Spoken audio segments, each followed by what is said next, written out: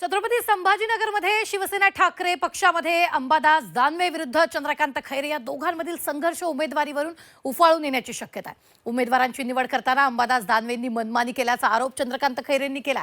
तो उमेदवार निवडीत दानवेंनी अंधारात ठेवल्याचा आरोप त्यांनी यावेळी केला। दानवेंनी हे सगळे आरोप फेटाळले असले तरी हा संघर्ष पुढच्या काळात चिघळण्याची शक्यता आहे। पाहूयात यावरचा स्पेशल रिपोर्ट। संभाजीनगरात चंद्रकांत खैरेंविरुद्ध अंबादास दानवे उमेदवार निवडीत डावलल्याचा खैरेंचा आरोप। ऐन निवडणुकीत ठाकरेंच्या नेत्यांमध्ये जुंपली। छत्रपती संभाजीनगर महापालिका निवडणुकीत शिवसेना उद्धव बाळासाहेब ठाकरे पक्षात यादवी माजण्याची शक्यता निर्माण झाली आहे। संभाजीनगरचे माजी खासदार आणि माजी केंद्रीय मंत्री चंद्रकांत खैरेंनी अंबादास दानवेंवर आरोपांचा बॉम्बगोळा टाकलाय।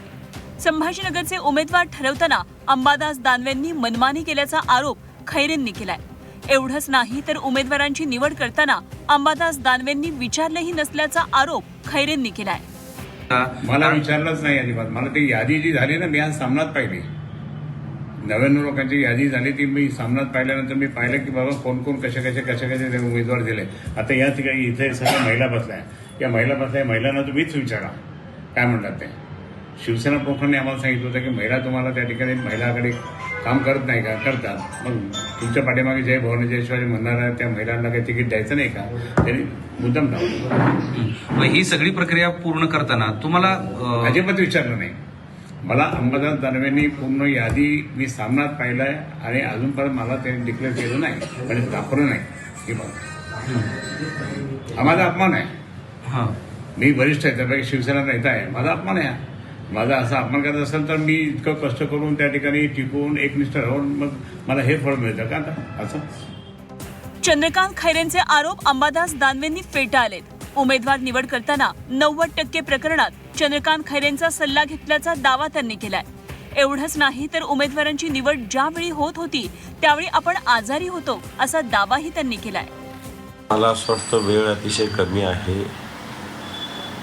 आता मीही खैरे साहेबांसारखंच कॅमेरासमोर बोलावं का नाही बोलावं असा माझ्या मनात नक्की प्रश्न आहे।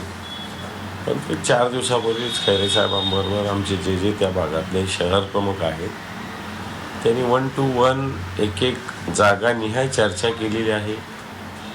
त्याच्यात त्यांनी काय सांगितलं त्याचं मार्क केलेल्या याद्या माझ्याकडे आहे आणि त्यांनी मार्क केलेले 99%ची अंमलबजावणी झालेली आहे।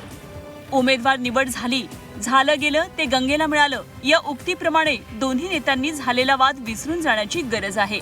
अन्यथा निवडणुकीत 2 नेत्यांची तोंड दोन्ही बाजूला राहिली तर पक्षाला त्याचं मोठं नुकसान होण्याची शक्यता नाकारता येत नाही। विशाल करोडे, झी 24 तास, छत्रपती संभाजीनगर।